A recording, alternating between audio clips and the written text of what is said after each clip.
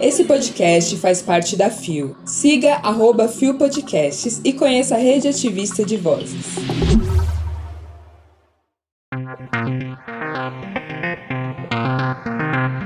Cinco anos de permissão de mudança de gênero em registro civil. Tribunal Superior do Trabalho aponta mais de 28 mil ações trabalhistas por LGBTfobia em 2022. Comissão de Diversidade da OAB-SP se torna permanente. Sexta-feira, 30 de junho de 2023. Olá, eu sou o Anderson da Silva e esse é mais um Bom Dia, Bicha.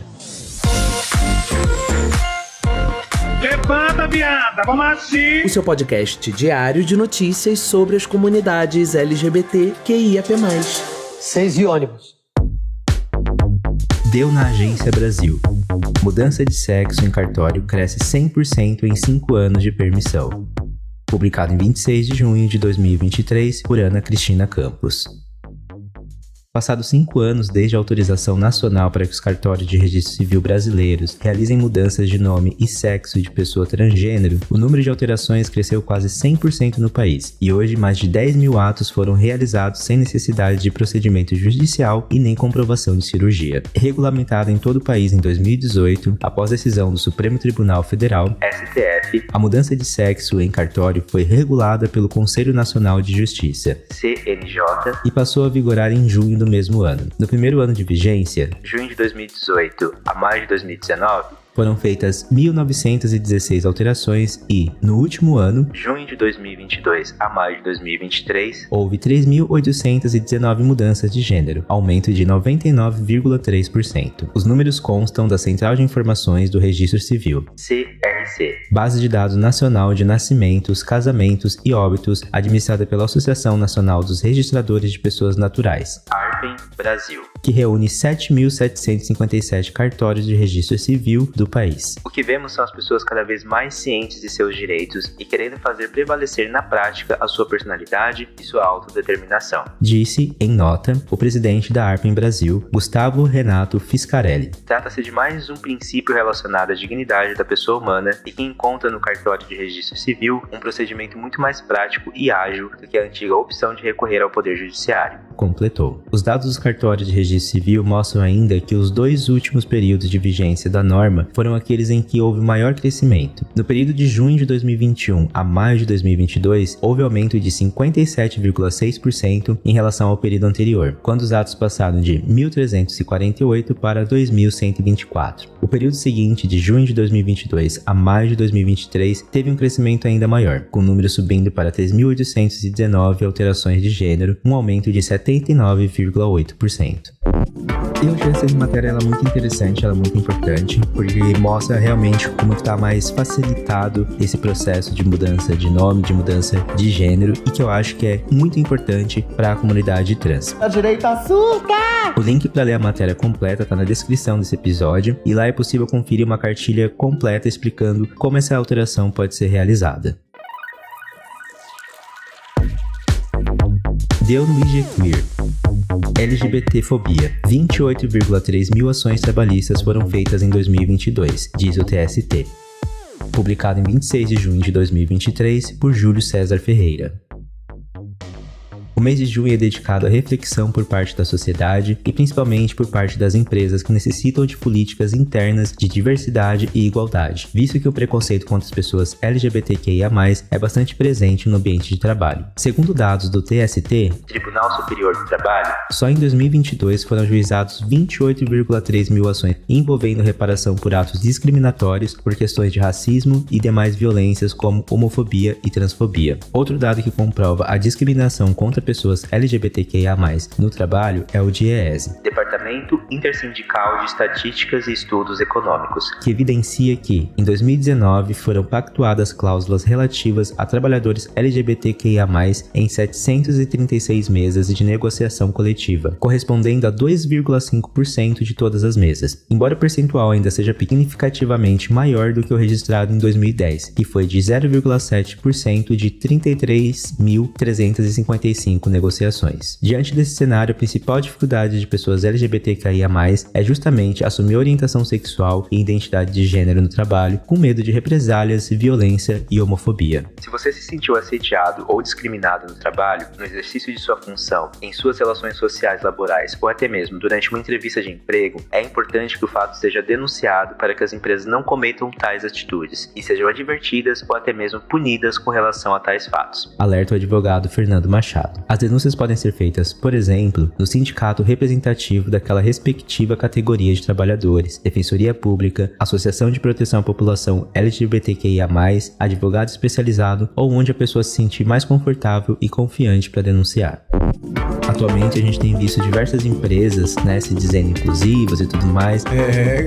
Mas a gente precisa sempre estar atento às violências que ainda acontecem dentro dessas instituições e principalmente denunciá-las sempre que possível, porque essa é uma das maneiras que a gente tem para fazer as mudanças que a gente quer que realmente aconteçam. Não se esqueçam que o link para a matéria completa está na descrição desse episódio. Deu no Gay Blog. Comissão de Diversidade Sexual e de Gênero da OAB-SP se torna permanente. Publicado em 27 de junho de 2023, por David Pazzato. Na última segunda-feira, durante a 2.015ª sessão ordinária do Conselho Pleno da OAB-SP, foi aprovada a alteração do regimento interno que tornou a Comissão de Diversidade Sexual e de Gênero permanente no quadro da Ordem de São Paulo. A proposta foi de autoria da conselheira Heloísa Gama Alves, presidente da comissão, na reunião no dia 29 de maio, ocasião em que foi acatada para avaliação em regime emergencial por Leonardo Sica, vice-presidente da OAB-SP e presidente da sessão, e aprovada por unanimidade pelos presentes na reunião. Para nós, o acolhimento unânime dessa proposta destaca o compromisso e a importância que a atual gestão da OAB-SP tem para com demandas da população LGBTQIA+, afirmou Heloísa, endossando o impacto positivo que a decisão da seccional terá sobre as subseções. Muitas vezes, as subseções não conseguem sequer estabelecer a criação de uma comissão especial de diversidade sexual e de gênero. Com esse movimento da sede, esperamos ter mais força e poder de influência no que diz respeito às pautas de gênero pelas casas da advocacia espalhadas pelo Estado. Heloísa ressaltou a importância do sistema Ordem para as pessoas LGBTQIA+, que tem, muitas vezes, na OAB, a Casa da Advocacia e da Cidadania, o único lugar que podem recorrer. Na prática, a mudança permite à comissão uma estrutura mais consolidada e maior disponibilidade de recursos para o desenvolvimento dos seus trabalhos, além de fazer com que a comissão seja perene ante as futuras mudanças na gestão da Ordem Paulista, conforme destaca Patrícia Vanzolini, presidente da OAB-SP. Esse marco de compromisso efetivo e duradouro da OAB-SP para com a população e a advocacia LGBTQIA+, com certeza é uma das grandes heranças que a nossa gestão vai deixar na história da Ordem Paulista, reiterou Vanzolini.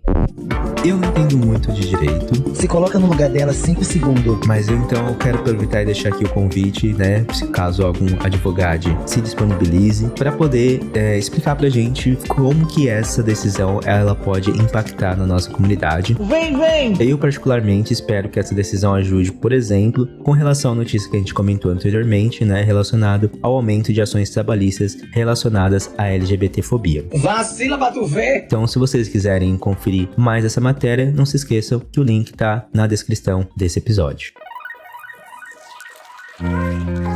Chegamos ao final de mais um Bom Dia Bicha. E hoje fechamos aí com algumas notícias muito interessantes que fizeram o meu dia ficar um pouco mais alegre e me deixando com um pouco mais de esperança com essas notícias que a gente conferiu hoje por aqui. O Bom Dia Bicha tem identidade visual, edição e produção de Rod Gomes, idealização de GG, pesquisa e roteiro de Zé Henrique Freitas, que também apresenta juntamente com Bia Carmo, Gabi Van, GG, Isa Potter, Lua Mansano e Rod Gomes. O programa integra a Fio Podcasts. Conheça outros programas da rede ativista de vozes. E não deixe de nos visitar e de nos seguir nas nossas redes sociais. Os links para as redes e para as matérias que você ouviu nesse episódio estão na descrição. Lembre que o Bom Dia Bicha é diário e retorna retorna na segunda-feira a partir das 6 da manhã. Então é isso, galera. Foi muito massa participar de mais um episódio aqui do Bom Dia Bicha. O babado é certo. Eu adoro fazer essas gravações aqui pra vocês. E não se esqueçam de me seguir nas redes sociais. Vocês me encontram em todas elas como @FajoCast. Eu também tenho um podcast que também se chama FajoCast, onde eu falo sobre cultura pop e mais recentemente sobre acontecimentos da vida que acabaram me impedindo um pouquinho de consumir conteúdos da cultura pop. É sobre isso, cara, e tudo bem. Mas enfim, tô lá nas redes sociais e no podcast comentando, né, como que é ser uma bicha preta e pobre que vive nos Estados Unidos. Saí do Brasil, deixei de ser pobre no Brasil pra ser pobre nos Estados Unidos. Abafa. Mas enfim, isso é uma conversa pra um outro dia. Espero que vocês tenham gostado. Demais. Muito obrigado a quem escutou até aqui e a gente se vê por aí. Tchau, tchau.